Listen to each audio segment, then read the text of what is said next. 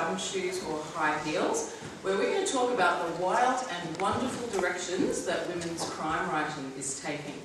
As Carmel said, I'm Lee Redhead, and I'm the author of 4 books in the Simone Kirsch Private Eye series: Peep Show, Rub Down, Cherry Pie, and Thrill City.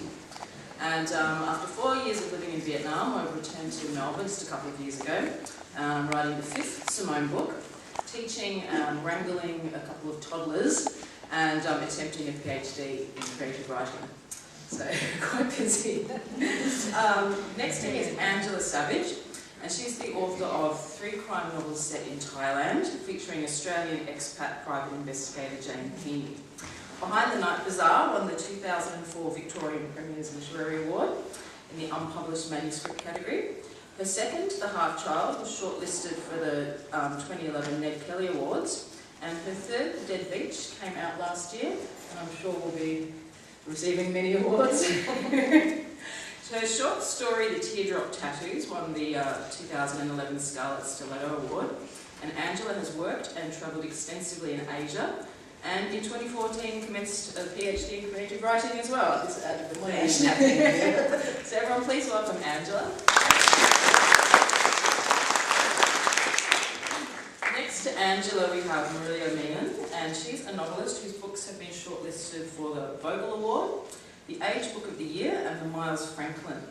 And her first 3 novels were published by Penguin: Fury, The Sea People, and Adultery. And Adultery has the honour of being one of the most stolen books from the Australian Library. Quite a high honour indeed. Maria turned to crime last year with Madame Bovary's Haberdashery, published by Transit Lounge, which plays with the conventions of the mystery and delightfully subverts one of its treasured finales. It pays homage to both Christie and Flaubert. So welcome, Maria.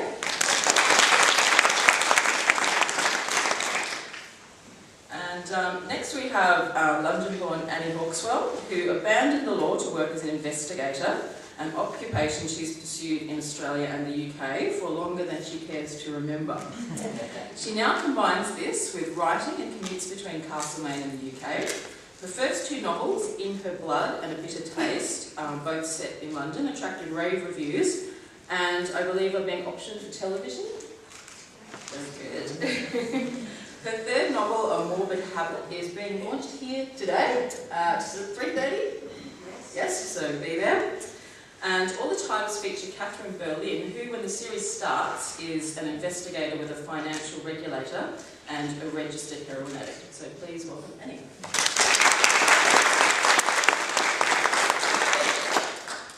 So women's crime fiction has certainly come a long way, from the clue puzzles and cozies of the so-called golden age of crime fiction, to the often overlooked female pulp writers of the 40s and 50s, to the huge explosion of feminist female crime writing in the 70s and 80s. The 90s and early 2000s seemed to be the domain of the legal and medical investigator, think Patricia Cornwell and Linda Fairstein, and also saw the birth of a subgenre known as tarte noir, which I happen to write in, which was a bit of a backlash against the very straight, po-faced, upper-middle-class characters such as Dr. Kate Scarpetta. These days, subgenres abound, and writers are subverting genre conventions left, right and centre. And as Angela was saying last night in her keynote speech, pretty much anything goes. You can read cozies, hardboiled detectives, psychological thrillers, serial killers, supernatural crime, police procedurals, novels set in the past, present and future, sometimes all at the same time. Basically, you name it.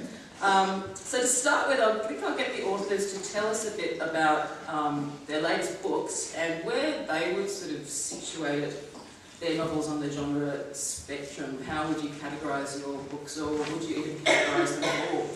Angela? Great question, Lee. I was influenced early on by a couple of pioneering feminist crime writers, specifically Sarah Baretsky, who wrote the B.I. Warshawski series, and is in fact the founding member of Sisters in Crime America, which was the sort of spiritual inspiration for Sisters in Crime Australia, as I understand it. And also Carol O'Connell, I don't know if any of you know her novels. She wrote a wonderful series Kit Mallory series. And one of the things I liked about the Kit Mallory series was that, particularly in the early books, the insight you had into Kit's character came from other characters around her. So she used her own point of view. So stylistically, I really liked that.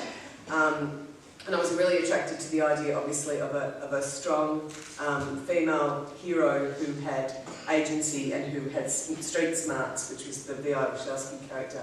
But I also liked what Sarah Paretsky did with V.I.'s, with Vic's kind of world. She wasn't this lone wolf in the noir, the 50s American male noir tradition. You know, she actually had friends and she had neighbours and she had family, and all of that was kind of attractive.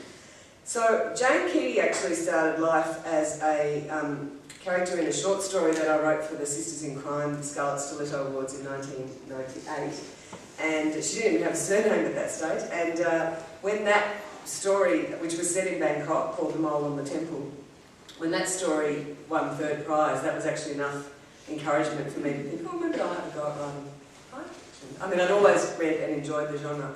And the more I got into the genre, the more it seemed like the appropriate vehicle for the ideas that I had. So Jane fits very much into the she's an accidental PI. So she started off life, ended up in Bangkok because she left Australia under a scandal and has been kind of hesitant to go back, and that was the last stop on the way home from Europe. She was teaching English. She was asked by a Thai student to, do a background check on an Australian man who wanted to marry her. That led to a surveillance job that took her to some of the seedier bars in Bangkok's red light district, and needless to say, a breaking off of the engagement by the student. And Jane discovered the thrill, the adrenaline rush that comes with that kind of work. And gradually, more and more people started seeking her help, and she sort of fell sideways into a role as a PI. So she comes out of that accidental amateur PI tradition.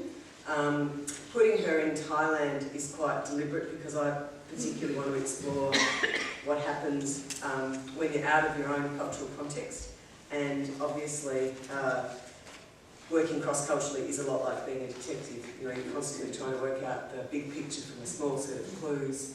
You're trying to work out who's a reliable source, who's trying to take you for a ride, and you're often searching for meanings lost in translation, which is the bread and butter of detective work.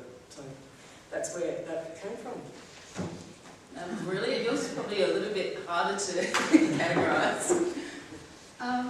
Yes, so first I'd like to say that I really admire the way all the writers here today actually deal with reality, take the bull by the horns, that sort of thing. In a way, I'm a step removed from it all, so I really admire the way you can do that. I came to writing through historical fiction, and I started to get very interested in primary sources, and discovered Mary Elizabeth Brannan, who was the crime writer at the same time as Dickens. In fact, she makes fun of Dickens once in one of her chapters. Everyone's sitting around reading a cosy story, and she was digging away at the seedier side of Victorian life.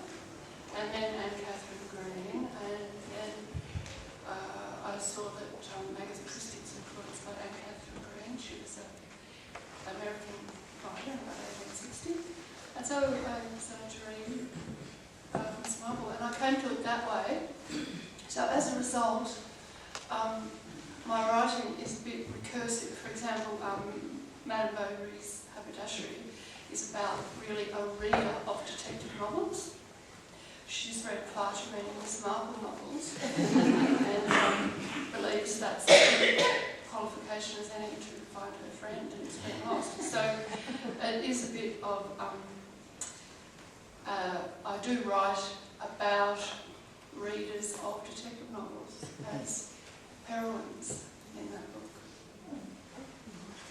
Annie? First of all, I think I should apologise to all the Honey Brown fans. Unfortunately, the intelligent, sweet-natured Honey isn't here today because she's unwell and you've got to put up with me instead. My heroine, yes, I thought I was actually coming to Christmas in July at Sovereign Hill. This is great fun too.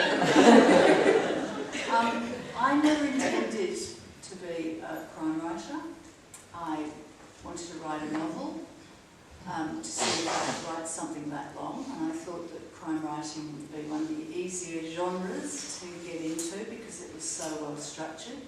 And my sister was a big crime fiction fan. I thought, well, at least she will read it. Basically, that's how I started. And I never anticipated writing a series either, so I did a lot of things in the first book that in retrospect I probably wouldn't have done had I known that I would still be writing book 4.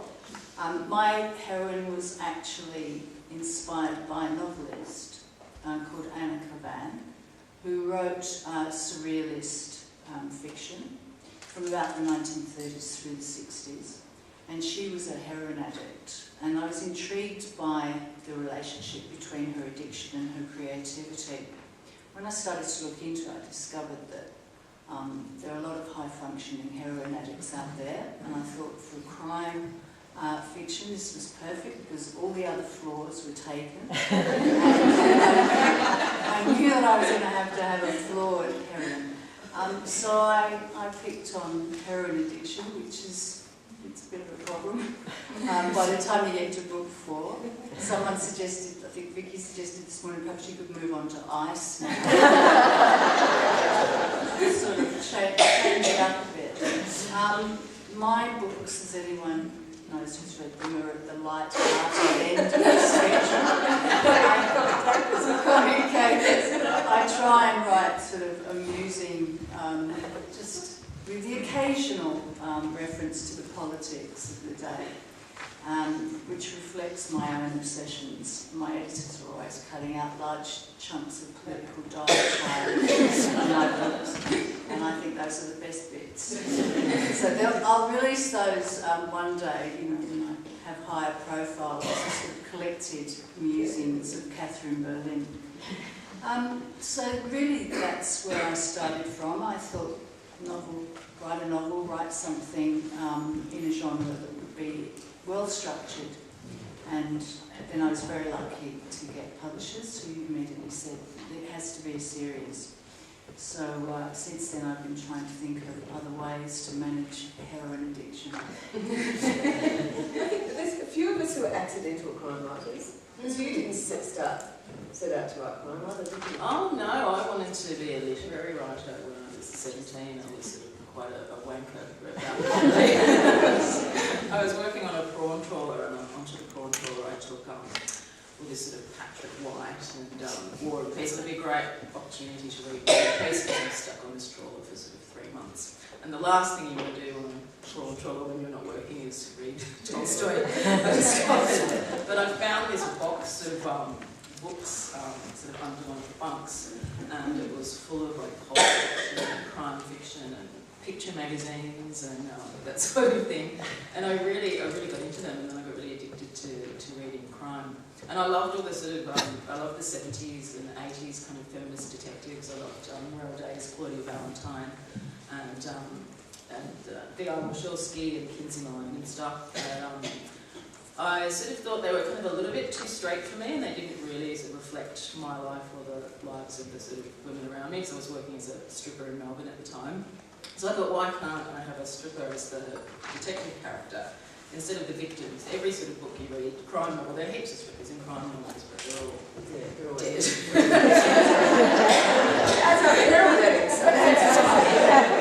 So I really wanted to have her as the hero instead of the victim. And I didn't think that I'd never heard of this subgenre tart noir. I didn't know I was writing until the books came out and it was reviewed as such. I thought I was writing really dark, sort of depressing kind of hard-boiled sort of stuff. There are hard-boiled elements, but it also has sort of turned out kind of funny as well. I'm not sure how that happened. I didn't mean it to be funny. But when I do try and write something that I think is funny, it's never funny. The editors cut it out straight away. So yeah, I guess mine's a sort of similar to Angela's, kind of on that sort of elements of hard-boiled and sort of elements of humor as well.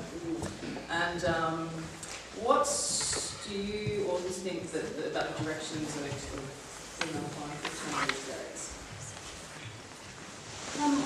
Look, one observation that came to me as I was driving down excluded from the Castellano was not really about the direction of women's crime writing, but the influence of geography in women's writing, perhaps generally, but particularly in crime fiction, and how nationalistic in many respects the industry, which obviously publishing is an industry, has become, and women's crime writing cutting across those geographical boundaries to some extent. Everyone talks now about Scandinoir.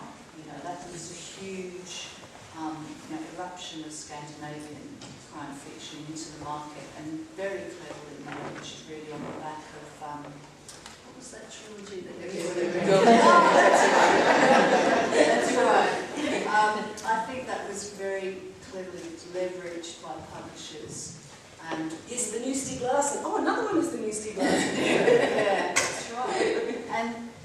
But for some reason, I mean, I don't read a great deal of Scandinoir, but the women who are writing in Scandinavia, and also I think in France, like Fred Vargas, people like that, their work seems to have a lot more in common somehow. They're not quite so preoccupied with the foibles of their nationality, which seems to be a preoccupation in a lot of that literature. And I was going back to the television issues.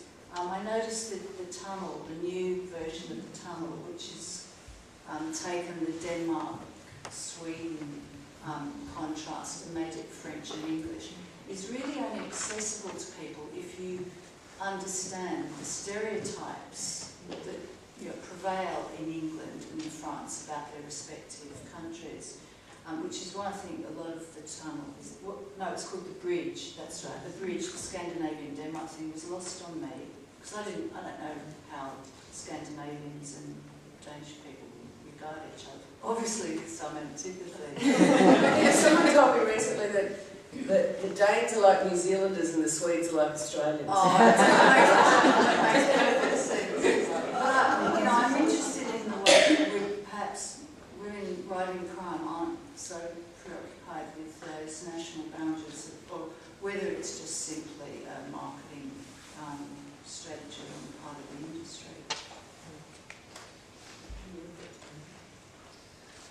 Well, I was just thinking of Donna Leon's novels set in Italy, and she's very much concerned with almost explain Donna Leon writing her novels about Brunetti, and all set in Italy. She seems to be almost at pains to explain Italy to the reader. She's been writing a long time now. She's up to novel 23 or something now. It's extraordinary. I think that's an interesting point. I'm not sure whether I entirely agree with you about, because it fascinates me that so many crime panels at festivals are about place. Let's talk about place. Let's talk about creating a sense of place, and it's all about location, location, location. And obviously that is an important element. I was saying last night, I think that one of the functions that crime fiction serves is to shed a light on a particular place, a particular milieu, and act as a lens for interpreting that. But I'm interested that we're so preoccupied by talking about place at the expense of talking about crime. Rarely do we ever get onto a panel and actually talk about what are the crimes that constitute crime fiction. And what interests me as a reader and as a writer is how people's notions of crime are embedded in what they write in terms of fiction. So if you have a notion of crime that's based on the individual pathology, you think crime and criminals are psychopaths, that's going to influence the shape of the crime fiction that you write. And that's where you get your serial killers, that's where you get your psychopaths, and a lot of what I call stalk and slash fiction. Women as victims usually, and some of it frankly verges on torture porn. I really don't like it. Or if you've got a view of criminality as systems failure, if you see crime as a result of the failure of education, failure of mental health services, the the failure of drug and alcohol services, you're going to have a very different kind of take. And I'm a bit disappointed that your editors are cutting out your political raves, because I love political crime, and I'll stand by you if anyone gets so big, J.K. Rowling size, where no one can edit you anymore. Bring it on. But look, personally, I love, I know it's not a good thing, and we have long discussions about to what extent authors have a social responsibility, or to what extent their responsibility is just to entertain. But personally, I love crime fiction that is political. I love that is well written, that is great writing. But when there's a social commentary attached to that and a kind of sense of an analysis of justice, that's the stuff that really gets me excited, which is probably why I particularly loved your last novel as much as I did, because the insight into contemporary Russia is just astonishing and funny, I mean, in a very gallows humour kind of way. And I think the whole idea of having you've got that line about Catherine Berlin feeling like the living embodiment of, decades of drug policy is also a really kind of powerful. It's interesting what you say about serial killer novels, because in a way I think, to me they don't even seem like crime novels, they seem more like sort of horror novels with this one sort of monstrous kind of creature that has to be kind of taken down. And I know a lot of the Patricia Cornwall books, they got really, the bad guys in that sort of actually became very monstrous. There was one guy who was almost like a werewolf or something, it was pretty crazy. So I prefer to read PI novels or police procedurals, so you get to sort of work out the psychology behind the crime. And I'm much more interested in why certainly a sort of average kind of person is driven to a horrible crime. That's much more interesting to me than just like, oh, a serial killer is killed because that's what they do. There's no kind of figuring out the motivation, I think, is the most interesting. Yeah, and I think that's really important, to actually give your villains a really clear motivation, not just your heroes. Well, I think people like Ruth Rendell and Minette Walters did that so well. And they're almost passé now. People don't really refer back to them or read them anymore. Patricia Highsmith, obviously fantastic writers who actually did focus on the psychology of the victims and perpetrators and how they came together. And that is missing a lot in contemporary crime fiction. But I think one of the reasons is the influence of film and television. That we need so much pace now. It's almost as if we are writing to compete with Orphan Black or True Detective. Yeah, True Detective. And in fact, a number of people have said to me recently, I don't read crime fiction at all, but I really love True Detective. Are your books like that? And I was like, well, I wish. Yes, But really, we're in that category of entertainment, and so we've got to, those are the reference points that we often take now. And yet there are all those contradictions to that. So one of the, and this is, there's a crime blogger that I follow, Margot Ginsberg, who does these crazy surveys, and one of her recent surveys was on the length of crime novels. And in an era of social media when you would expect the size of crime novels to be shrinking because of all of this popular common wisdom about people's attention spans, becoming shorter, the books are actually becoming longer. So there's all that goes on. That's because your editors are cutting out. That's Although I find some chapters are getting short. I was flicking through some James Paxson in the library the other day, his research debate subject, Jigs versus Dames. And oh my God, these chapters in the book are just sort of like about big. Yeah, there's quite a lot of them, but they're really small. But he doesn't even really write his own. No, he doesn't write them. He's an industry. Just about the books getting longer, people's attention span being shorter, reminded me of the winner of the Booker, the New Zealand Catherine, I think is her name. She said she imagined her book as a boxed set. So she felt she was writing a boxed set of DVDs. So there is that binge watching of box sets, which might correspond to the big fat book And anyway, big fat books put off a disappointing ending for as long as possible. You just keep reading and reading and reading. Oh God, that was a bad ending. But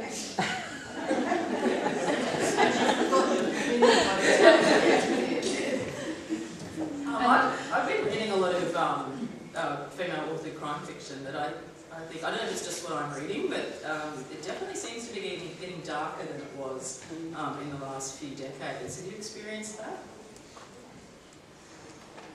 Well, I've just read Eddie's latest book. I was going to stay very quiet at this point. No, I've read both. I've read both Marlies and Eddie's very recently, and there's light and dark in the two of them. So they're quite different and quite different reads. I'm not sure that I agree entirely. I think the genre has always been broad enough to encompass reading and writing at both ends of the spectrum. And we've got some very prominent cosy writers in Australia, like Kerry Greenwood. I've heard Kerry's books described as cozies with teeth, which is such a great, it's like if you think of a small, fluffy, vicious dog. But, you know, and Larry Gentle, people like that. Not exclusively the historical crime fiction, but often historical crime fiction. And then you've got books like ours that we try to make really hard-boiled and serious, but they just end up being funny. And then, you know, probably towards the darker end of the spectrum, work like Annie's. But again, I think one of the things that there's a difference between books that are uniformly bleak and dark and kind of almost that monster mode, and books that have a kind of a levity to them through humour, which humanises the story for me so much more. So it's not that I want to read necessarily a comedy crime caper, but real life, and particularly life lived in violent situations. You think about, I'm thinking about, I know you mentioned a male crime writer, but if you think about Adrian McKinty's work set in Northern Ireland in the 1980s. Now, Belfast in the 1980s was one of the, you know, least happy parts of the planet, shall we say, but there's extraordinary gallows humour in his books, wonderful black humour, and I think there's a real kind of fist in the face of violence and oppression that comes from that, and I think that is a real part of the human condition. So when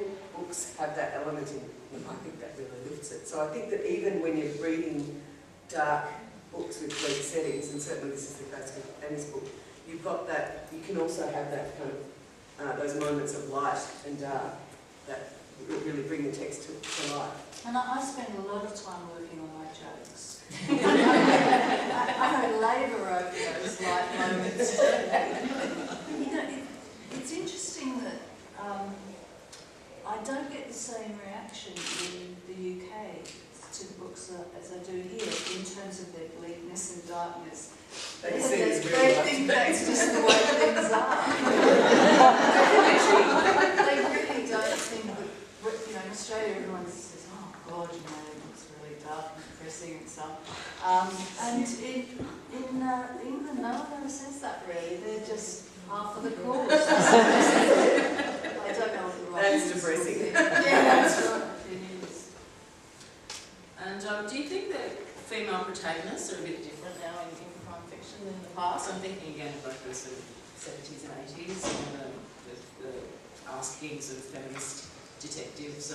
Do you think they're different now? Well, I mean, I can only really talk about Catherine Berlin, obviously I can talk about her endlessly. She's really not influenced by feminist politics at all because of her experience as a drug addict. In many respects, she's lived in a subculture where you know, there's the great leveller, drug addiction, so no one, there's no gender distinction in that environment for her as she got older. But I think now a lot of investigators in novels, female investigators, are sort of product of generation, a couple of generations of feminist politics, and it's unremarkable the things that they do.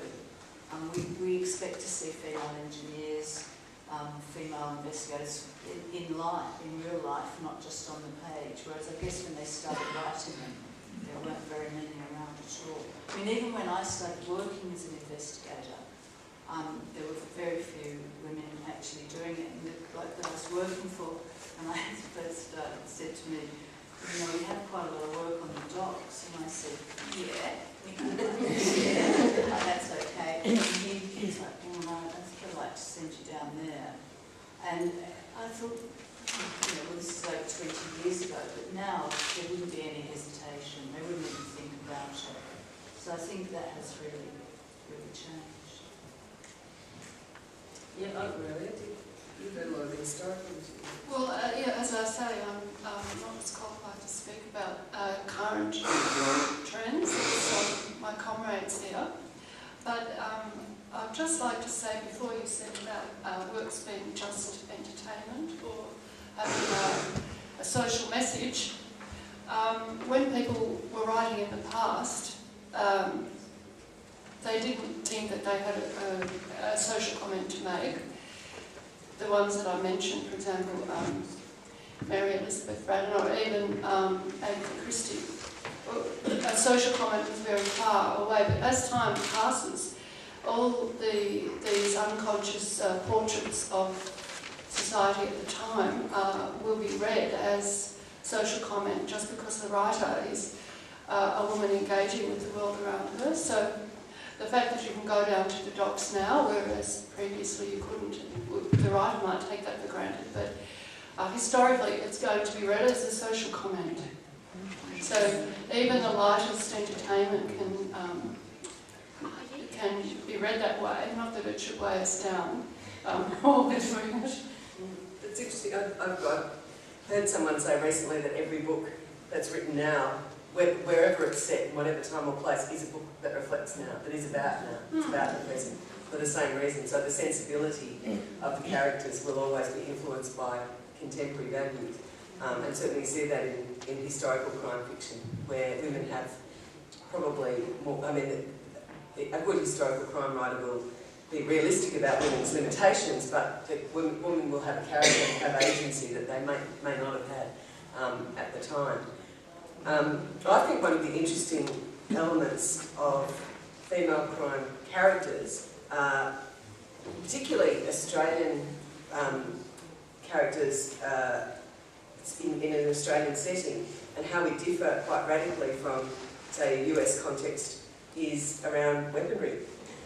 Because, you know, one of the reasons I gave up on Kinsey Malone was I just got too sick of her pistol packing kind of action. She was starting to become really vigilante and very right wing. And you know, but obviously in Australia we have a very different kind of culture. So literally the tools that are available to detectives here, whether they're in the male or female tradition, are quite different. There's a lot more reliance on smarts.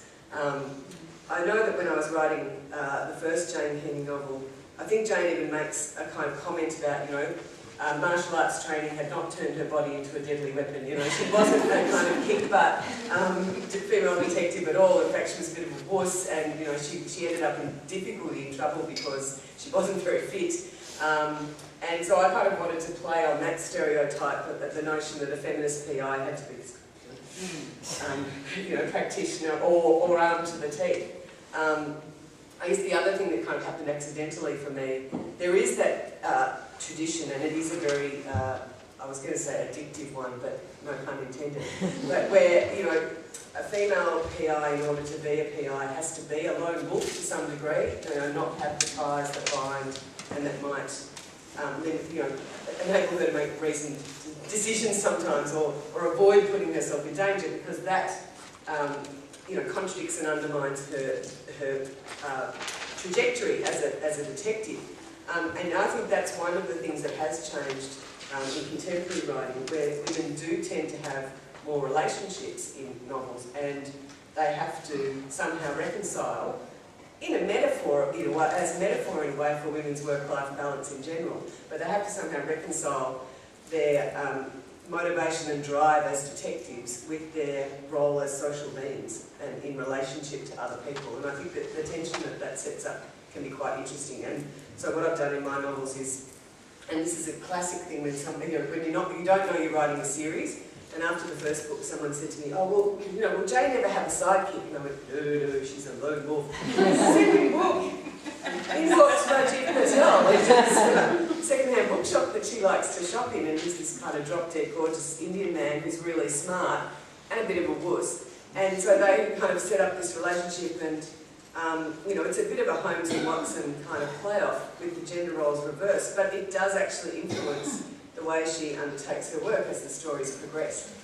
Because she has to think of him and his well-being, and he's not a knight in shining armour who can step in and save her when she puts herself in danger. That annoys him about her, that she even creates that tension. So I think, and I do think that you see more of that. You see women coppers with kids, for example, that you would never have seen in the past. And I think that's a kind of interesting way in which the genre has changed. You know, the Miss Marples, she had to be the sexless elderly spinster in order to get away with the amount of time she spent knitting and observing. And she'd been actually knitting for children and running off and making, you know, it would have been a very different kind of dynamic. So I think that's one.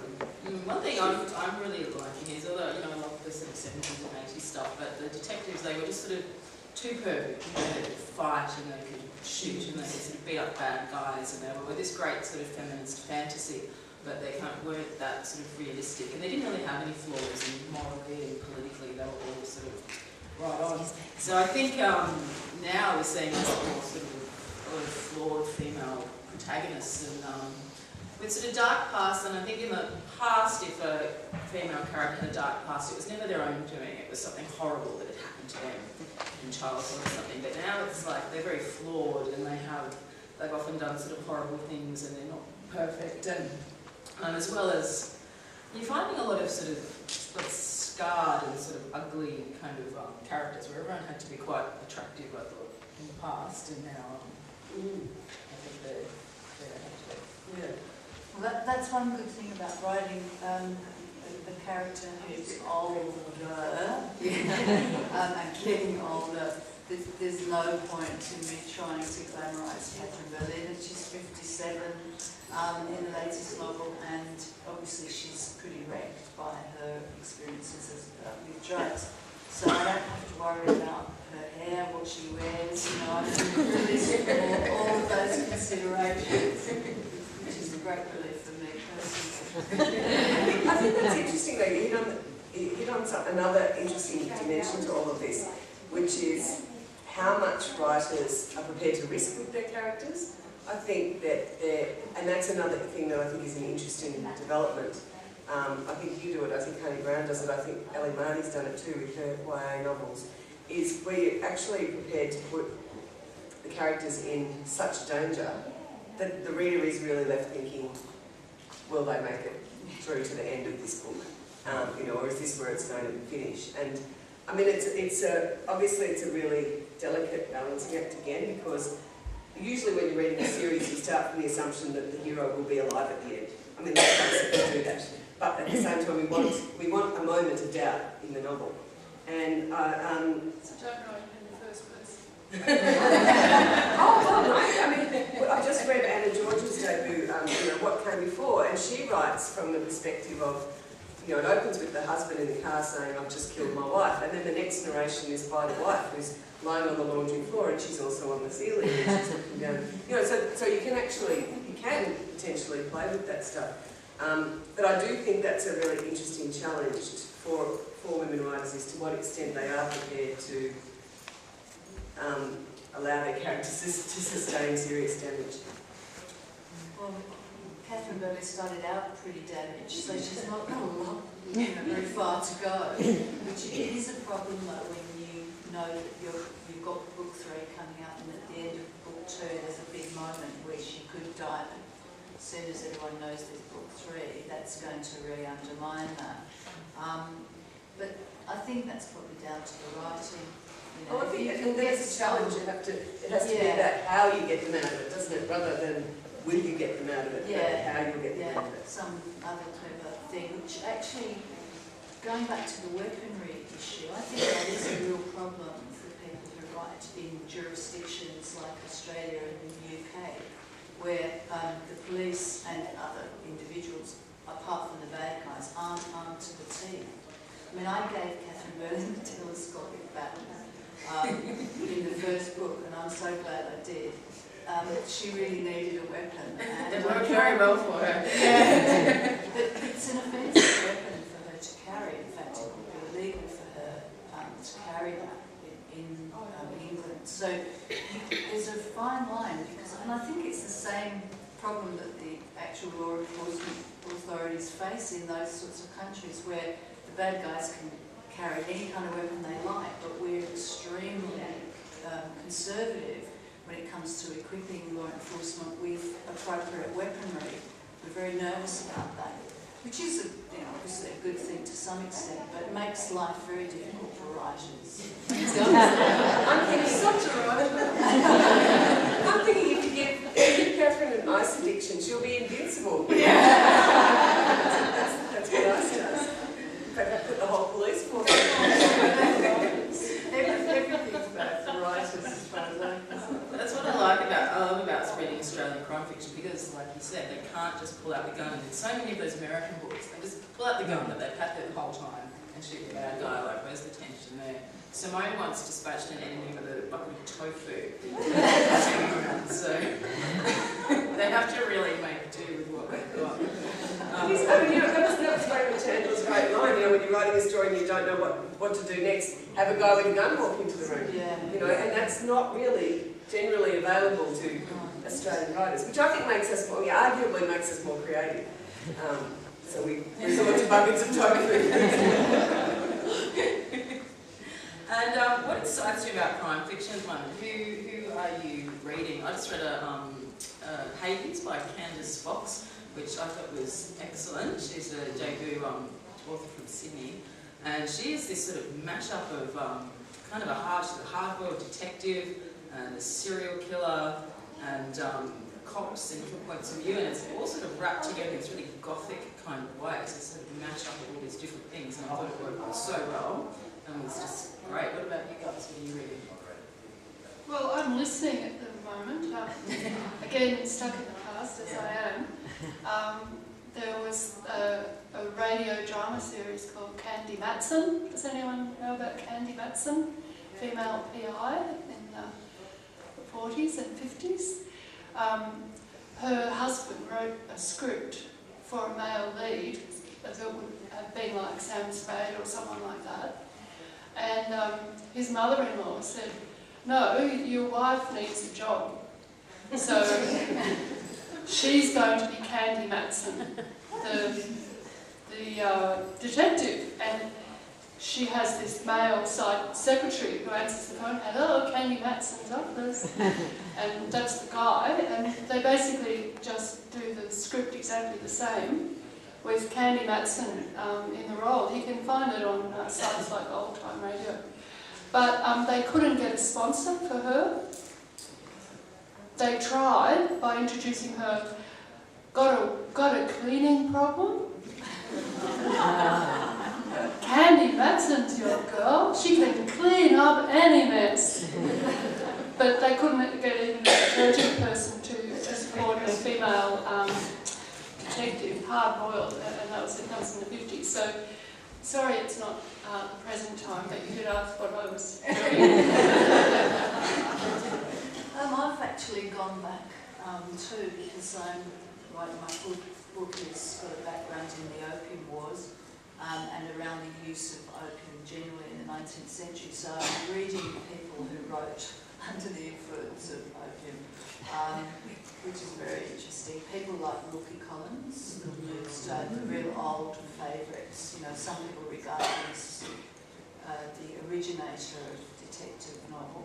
There's a lot of argument about that, but when you know that these people are routinely using opiates, it gives you a very different view of the book and of all the writing at that time. So my head's a little bit back in that The whole period. society wasn't it? Everybody was on it. It was. People would go to the local milk bar and buy a bottle of Godfrey's cordial for their children, which was tincture of opium, basically. It was laudanum. So, and it worked brilliantly. I think it's great stuff.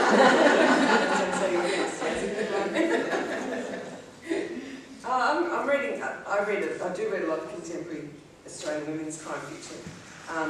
And I'm sorry that Honey's not here because I think her books are some of the most exciting writing that's happening in contemporary Australia. Certainly some of the scariest books that I've read in a long time. I also think, in addition to my colleagues here whose work I really genuinely enjoy, all three of these authors, I think Wendy James also writes consistently good psychological thrillers, and I loved Hannah Kent's debut, Burial Rights, which, you know, it's interesting that the degree to which it is and isn't discussed as a crime novel, but I think as a book that provides an extraordinary insight into a time and place, and, you know, and just has an amazing story and characterisations. I thought that was really well done. And of the brothers-in-law, I have recently read Peter Docker's latest novel, Sweet One, which is set in goldfields of Western Australia, and I think he's a really, really interesting writer. He writes as if there's a frontier war between white and black Australia, and I think what he's doing, this is some of the more political crime fiction that I have read lately, and I think it's fantastic. I really highly recommend it. Right, I don't have a watch. I have no idea what time it is.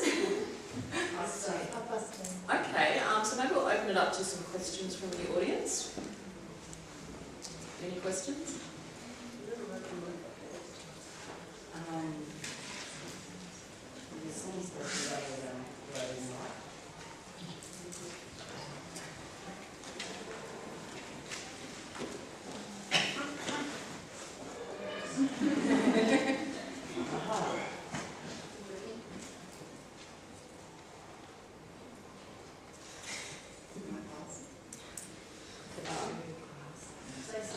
Hello.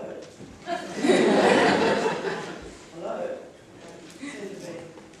I can talk loudly.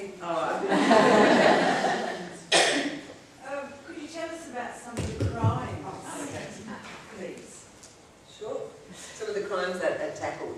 That's a great question. I think, and this was sort of one of the questions that we didn't get to on the list, but there tend to be crimes that come in waves of crime fiction. So back in the 80s, it was a lot about serial killers and paedophilia were very big. In contemporary crime fiction, I think there's been a sort of slow build in environmental crimes and the kind of interest in that. And I think, again, these things all kind of reflect the world we're in. Increasingly, we're seeing family violence come into contemporary crime fiction. For my own part, my 3 novels so far, the first one looked at paedophilia, and particularly it was set at the time when Australia introduced the legislation that allowed for the extraterritorial prosecution of Australians who committed child sex offences overseas. So it was also looking at issues of sovereignty and how that gels. I think it's very interesting that there are Australian retired Special Forces officers who give themselves licence to raid brothels in Thailand, and I think if retired Thai Special Forces officers tried to do the same thing in Australia, we'd have a very different take on it. So I was kind of interested in exploring all of those things. My second novel looks at the ethics of overseas adoption and how fraught that can be in terms of corruption. And the third one looks at, I'm trying to think without giving away the plot. There's quite a few red herrings. The first one is more of a why done it, because you know fairly early on who was responsible. And the second one is a how done it, and the third one is much more of a who done it. And it starts with the death of a tour guide that ultimately leads to a bigger picture about what's happening to the environment in that part of Thailand where the story's set. So they're the sort of crimes to date that are interesting me. Well, that would be delicious material for a future social historian. There you go. Yours deals more with the kind of family violence scenario, doesn't it? Yes, interpersonal violence in relationships, yes. But a reaction against a lot of books that I had read where there seems to be a quarter is spent with the main character missing in a dungeon and everyone looking for her and then someone helping her to get out. The main way you make a woman disappear in a lot of books, and so it's a reaction against that. The character disappears, but there's a twist on that traditional ending, subversive, I hope. All my books start with a murder. There's a little prologue at the beginning of all of them, which my publisher said never use a prologue, so I just took the words prologue off it. Just left the little murder. There's about the murder. That's right. So very subversive. But the focus is often financial crime. And my first book is about loan sharks in the East End of London, and that was an area that I was working in for a couple of years. So for the first time in my life, I wrote about what I knew, and it turned out to be a very successful strategy. Since then, I've continued to write about other sorts of things because I don't come across murders that often in the work that I do. But there is a general conspiratorial element in all my work, and most of it is around the collusion between governments and corporations, which won't surprise anybody, and a big financial angle. So, but plenty of murders thrown in. I think mine tend to be, there have to be murders in a crime novel. You can't have a crime novel without the theft of a... Can you? Okay. Stand corrected. But they seem to come, a lot of the sort of crime in my books, I think comes from sort of misogyny and sexism and sexual violence and that kind of thing, and also good old-fashioned greed. Any more questions?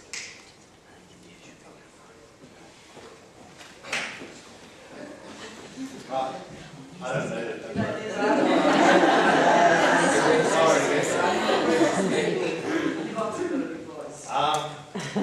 One of the greatest female leads of the 60s, female characters, is by a male author, Modesty Blaze. Have you take Patricia Highsmith, she's got Ripley. She's got a male character. Dorothy Sayers has got Lord Peter Wimsey.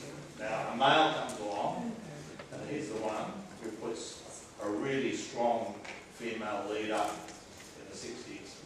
First of all, a comic strip, and then a series of books which are absolutely fantastic. So, I guess that's changing the gender look of it. Do you know that character? Absolutely. Sorry, Phil. I was talking a little bit about this last night in the opening address because people have been asking me, what's the difference between crime written by women and crime written by men? And I started to think, women are more likely to write better female characters and also more likely to write from a male point of view than men are to write from a female point of view. But then I started thinking about it, and I didn't think Modesty Blaze at the time, but she's a good example. Alexander McCall Smith's Precious and Lots Way novels, Stieg Larsson and Elizabeth Solongs and those kinds of characters. So I don't think, and certainly there were women writing crime fiction long before, where they were writing male characters as well, and often writing under male pseudonyms or using gender-neutral kind of initials. And so I think I think probably what you're seeing with a character like Modesty Blaze is someone with an eye to a market opportunity, changing. I think that Modesty is a classic example of the swinging 60s and how things were really shifting for women. And so that a character like that could take off in that context in a way that they couldn't have if they'd been written 20 years earlier. And arguably they might not have if they'd been written by a woman, based on the very experience that Aurelia was just saying about the previous radio show. So I think that the two, I don't think the gender divisions are as black and white as we sometimes think they are. And there can be a whole lot of different circumstances in the environment that enable or throw up barriers to particular characters taking off or particular authors even taking off. I don't think it's much to do with the gender of the author at all. I think that the difficulties have been around marketing and the structure of the industry and the way that people view writing by women and writing by men, and for example, the disparity in the number of reviews. It's well documented that women's books just don't get reviewed as frequently as male authors do. Those sort of structural things, I think, have been the issue. Really, I don't have any doubt that men can write compelling female characters and vice versa. That's a function of the imagination, but in a marketing, in a commercial context, there are all sorts of pressures and little hidden assumptions that have worked against sort of promulgation of female work in a lot of areas. So I think they're the things that really need to be addressed, which is the sort of thing that Sisters in Crime have been doing so successfully in Australia.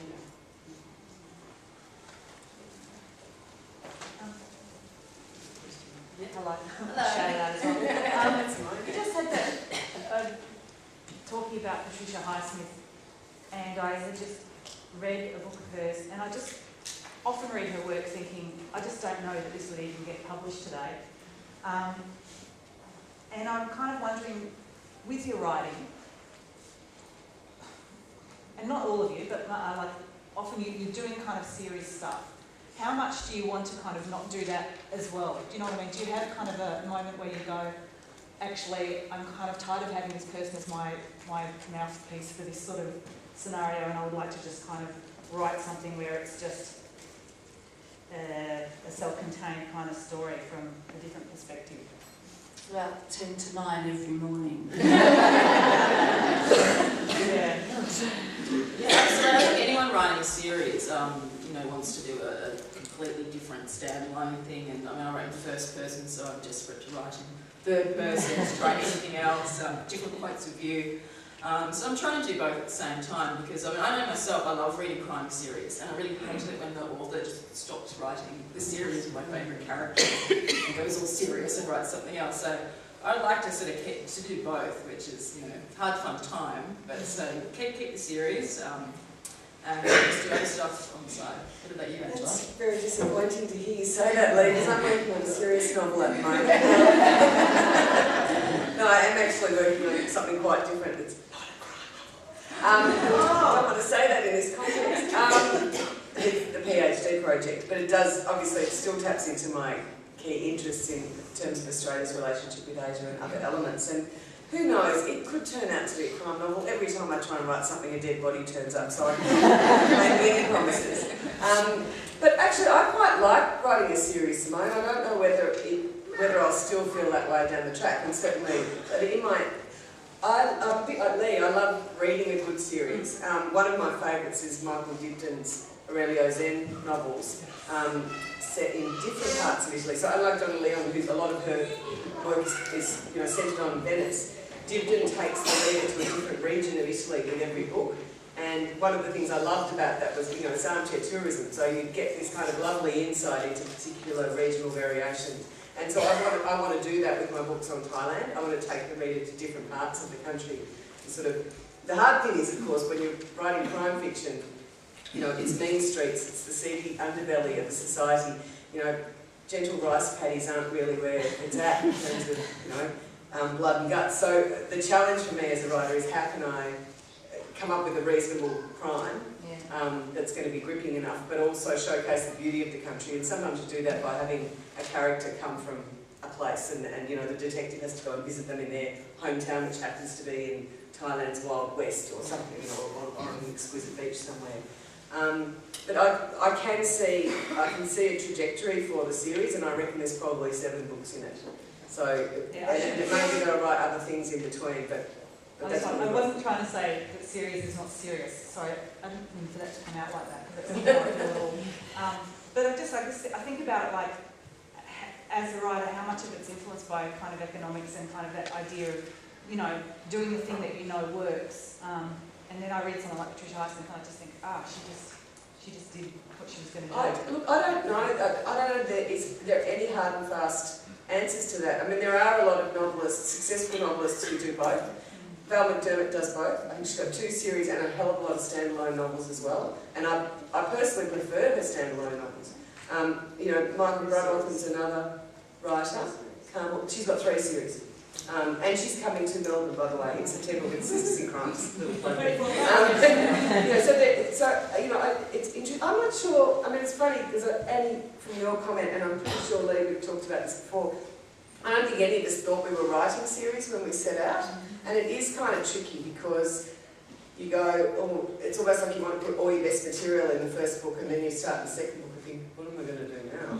And, oh my God, shouldn't I put a bloody rich relative in that first book that someone can inherit from? And, so you do kind of, it's almost like once you hit your straps in about the 3rd book that you can start to get that trajectory perhaps for the story. And then that also, I think that, in my experience, that frees me up to think about other stuff that I might do as well. Can I just add something? I'd like to offer myself as a negative example. People who have trajectories and careers really impress me. Every book I write, I want to do something completely new each time. And the reason I'm suggesting it's a negative example is that that's the reason I have to traipse from publisher to publisher. Because they say, well, it's not like the last one. I say, no, but I've written that one. And this is the... So that's why I've got a disgusting list of like one book published with a whole lot of different publishers. And they do sign you up to a number of books too. I mean, if you're lucky, you know, that's the thing that it's a win for an author, obviously, in current climate, in any climate, to be published and to be offered a 2 or 3 book contract. Think, great, you know, that's, but then by book 2, book 3, you start to think, is this so great? Yeah, but how can you not be grateful, really, to be published at all, let alone to have an ongoing series? So it's tricky, but I'm loath to complain. Well, where's the great new female publishing house? When's that coming along? I think can I say one of the things that you know, the thing is, Simone, there's no hard and fast rules. So you can go into this with all the marketing nous in the world and think, where's the niche at the moment? Apparently we're moving from Scandinavia and moving to French fiction. That's the latest thing. So I'll write a book set in France with a French central character who's got, you know, whatever, an ice habit, because that's very contemporary as well. And the crime will involve refugees and terrorists, because that's really big, and it'll be a series and I'll pitch it and blah, blah, blah, and it can be a complete dud. And then you can have a book that should not work on every level. A book written by a white, Rhodesian-born man who lives in Scotland, where the central character is a woman of traditional size, Botswanan, and you know it should bomb. It should never work. He sold 13 million copies of the Precious Romance series. So part of me just wants to say, you've got a good idea, run with it, and you know, and just go for it, because there's no hard and fast. Absolutely go for it. I can see that Jill is stalking us now, so I think we've probably gone over time. If you've got another question, you'll be able to ask us outside. We've all got books for sale, and we're very more than happy to sign them. And any other questions you want to ask, just come up and ask us throughout the day. So could you join me in thanking Angela?